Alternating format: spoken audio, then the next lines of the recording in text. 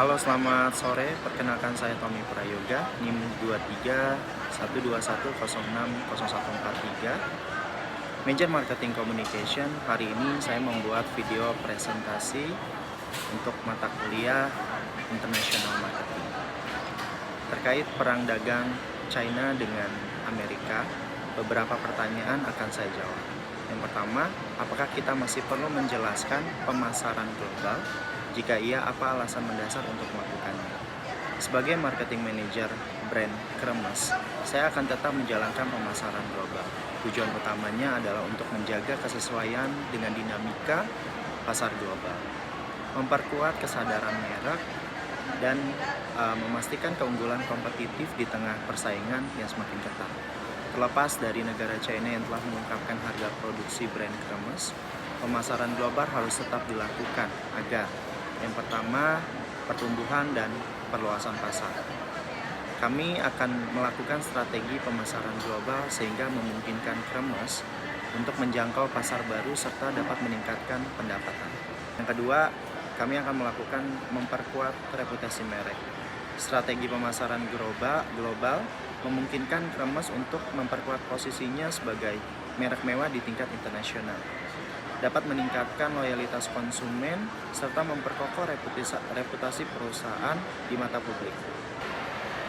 Sebagai contoh, Kremes mengadakan organisasi acara khusus. Berbagai acara eksklusif dilakukan, seperti peluncuran koleksi terbaru, workshop bertema fashion, serta kegiatan amal yang melibatkan tamu-tamu VIP. Kegiatan ini akan sangat berdampak positif karena dapat mempererat ikatan dengan pelanggan setianya, sekaligus memperluas jangkauan merek di kalangan khalayak yang lebih luas. Di luar aspek bisnis, kegiatan amal juga memberikan dampak nyata bagi masyarakat dan lingkungan yang membutuhkan. Dengan cara ini, Kremes menunjukkan komitmennya sebagai perusahaan yang memiliki kepedulian sosial dan turut berperan aktif dalam mengatasi berbagai isu global. Yang ketiga, diversifikasi risiko. Dengan diversifikasi risiko, Kremes dapat mencapai stabilitas keuangan dan mengurangi kerentanan terhadap fluktuasi pasar. Dengan beroperasi di berbagai pasar global, Kremes dapat memanfaatkan peluang pertumbuhan di berbagai wilayah sekaligus mengurangi adanya resiko yang terkait dengan ketergantungan pada satu pasar. Yang kedua, kita akan membahas tentang STP, strategi segmentation, targeting, positioning, international apa yang tepat untuk brand Kremes saat ini. Yang pertama, segmentation. Kremes akan menggunakan psychographic segmentation berfokus pada segmen pasar kelas atas, di mana berdasarkan gaya hidup, sikap serta minat konsumen dan apresiasi terhadap kualitas maupun desain tas mewah. Sebagai contoh, kita dapat menargetkan pembeli yang memiliki pendapatan tinggi dan selera yang tinggi terhadap produk tas dan kualitas premium serta desain yang eksklusif. Dengan menargetkan konsumen seperti ini, kita dapat meningkatkan kesadaran merek dan pastinya akan meningkatkan penjualan produk tas premium. Lalu yang kedua, targeting. Kremes akan berfokus pada kombinasi antara concentrated dan differentiation marketing strategi. Yang pertama, kita akan membahas tentang concentrated marketing strategi. Sangat cocok untuk brand Kremes, yaitu kita akan menargetkan konsumen global yang menginginkan eksklusivitas, kualitas, serta pengalaman berbelanja. Kremes menjual produk eksklusif dan quantity secara terbatas. Contohnya, Kremes dapat menargetkan selebriti, pengusaha sukses, dan profesional yang memiliki selera tinggi terhadap fashion. Lalu, differentiated marketing strategi. Dalam konteks budaya, perang dagang antara Amerika dengan China membuat Kremes mengambil strategi ini. Strategi pemasaran yang efektif di satu negara tidak selalu sama atau tidak selalu dapat diterapkan di negara lain. Contoh dari strategi pemasaran Kremes di berbagai negara. Misalkan kita lihat di Jepang. Kremes dapat menekankan kualitas produk yang tinggi serta desain minimalis karena nilai-nilai ini sangat dihargai dalam budaya Jepang. Lalu contoh ada di negara India.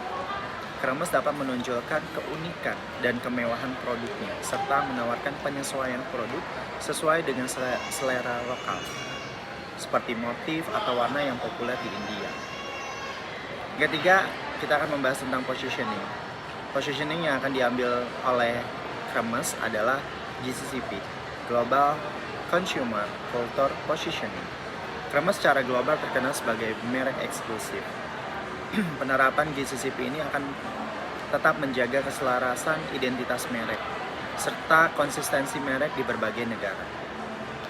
Dengan menyampaikan pesan merek yang konsisten dengan kualitas, keunikan, dan kemewahan, Kremes dapat membangun kepercayaan dan loyalitas merek, loyalitas pelanggan di seluruh dunia. Sebagai contoh, konteks slogan yang akan kita ambil adalah nilai elegan yang tak tergantikan. Dengan slogan nilai elegan yang tak tergantikan, Kremes menekankan nilai estetika serta keunikan. Kremes memposisikan produknya sebagai karya seni yang tak ternilai dan bukan hanya sekedar barang mewah.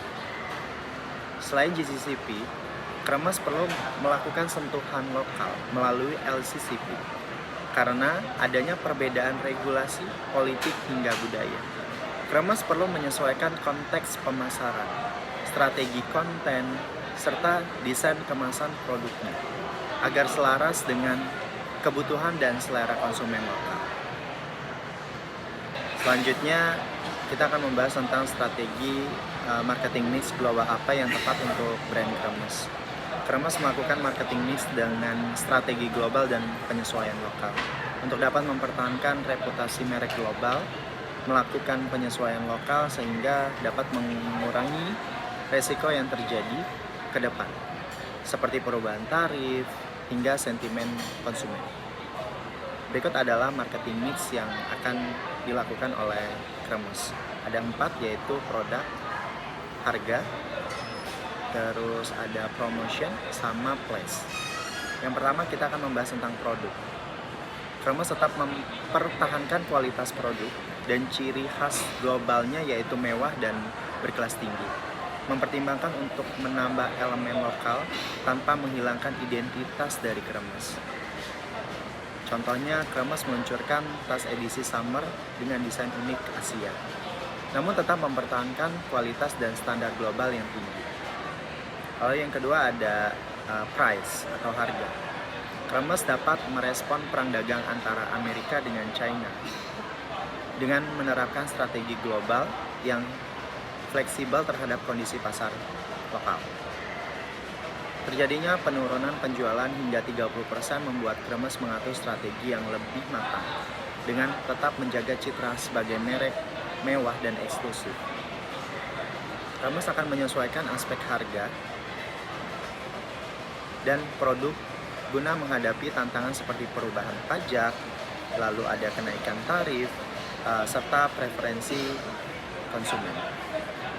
Strategi harga premium dengan dilakukannya fleksibilitas biaya distribusi adalah langkah yang akan dilakukan sehingga tetap menjaga prestige tanpa menanggung beban tarif yang terlalu tinggi ataupun yang berlebihan.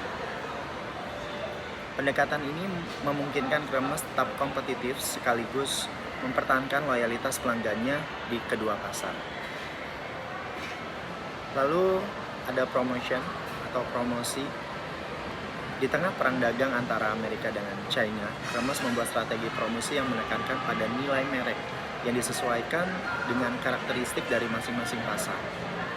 Melalui saluran pemasaran digital seperti media konten, media sosial, hingga YouTube, Kremes menunjukkan pesan-pesan yang selaras dengan nilai-nilai tradisional, aspek berkelanjutan hingga inovasi. Diharapkan dapat meningkatkan kesadaran dan loyalitas pelanggan melalui kampanye iklan dan promosi yang efektif. Sebagai contoh, Kremes memperkenalkan kampanye promosi yang menekankan keunikan dan kualitas produknya. dengan menampilkan proses kreatif dan keahlian yang digunakan dalam pembuatan produk-produknya. Lalu adanya personal selling juga dilakukan agar terjadinya komunikasi secara langsung antara kremes dengan calon pembeli. Pemberian informasi, persuasi kepada calon pembeli dengan tujuan jangka pendek untuk melakukan penjualan dan tujuan jangka panjang untuk membangun hubungan dengan pembeli. Itu yang akan kremes lakukan. Namun tak hanya itu aja, kremes akan memproduksi video edukatif yang membahas tentang sejarah, desain, serta keahlian, kerajinan produknya untuk meningkatkan loyalitas pelanggan. Poin selanjutnya adalah place atau distribution. Strategi distribusi yang adaptif akan dilakukan oleh kremes sebagai upaya menghadapi tantangan perang dagang. Kremes melakukan perluasan platform online agar dapat memperkuat kehadiran internasional tanpa harus terkena dampak langsung dari konflik perdagangan, serta dapat membuka peluang baru di pasar global. Kremes juga akan memaksimalkan strategi logistik agar ketersediaan produk tercukupi sehingga dapat memberikan peningkatan penjualan. Strategi lainnya yaitu membuka toko pop-up di negara-negara berpendapatan tinggi seperti Singapura, Malaysia, Dubai. Kremes dapat meningkatkan kesadaran merek dan meningkatkan penjualan.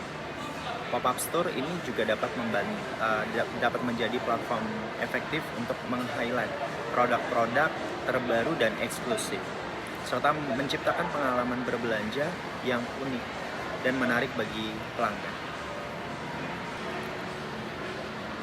Pertanyaan keempat, jika saya dipekerjakan oleh perusahaan manufaktur tas kelas atas di Tiongkok dengan orientasi etnosentris, strategi awal apa yang akan saya lakukan? Orientasi etnosentris memiliki pandangan bahwa standar domestik dan budaya sebagai yang paling unggul dibandingkan dengan budaya yang lain. Pandangan ini dapat mempengaruhi cara orang berinteraksi dan memandang, yang dapat menimbulkan kesalahpahaman serta konflik antar budaya. Jika saya dipekerjakan oleh perusahaan manufaktur tas kelas atas di Tiongkok dengan orientasi etnosentris, berikut adalah strategi awal yang akan saya lakukan. Yang pertama, analisis pasar.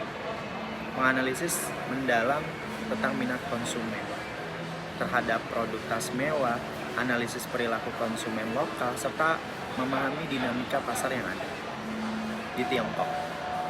Sebagai contoh, saya melakukan riset pasar melalui demand estimates, customer behavior, serta preferensi konsumen. Lalu yang kedua, saya akan melakukan pengembangan produk lokal. Saya akan fokus pada pengembangan produk yang sesuai dengan selera dan kebutuhan pasar lokal, dengan tetap mempertahankan kualitas tinggi. Lalu pengembangan ini juga termasuk dalam strategi pemasaran yang sesuai dengan orientasi etnosentris. Perusahaan yang menekankan nilai-nilai budaya Tiongkok.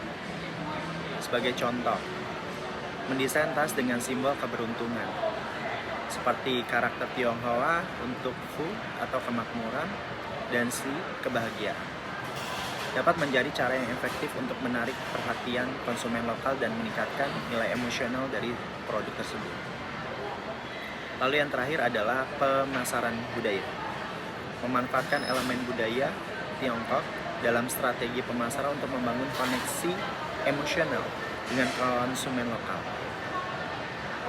Saya akan bekerja sama dengan distributor dan retailer lokal untuk meningkatkan ketersediaan produk dan meningkatkan penjualan. Sebagai contoh, kerjasama dengan merek lokal dalam campaign terbaru yang unik dan menjunjung tinggi nilai-nilai budaya. Demikian video presentasi examination mata kuliah International Marketing yang telah saya buat, dan saya cantumkan beberapa sumber yang telah saya cari. Terima kasih. Selamat sore.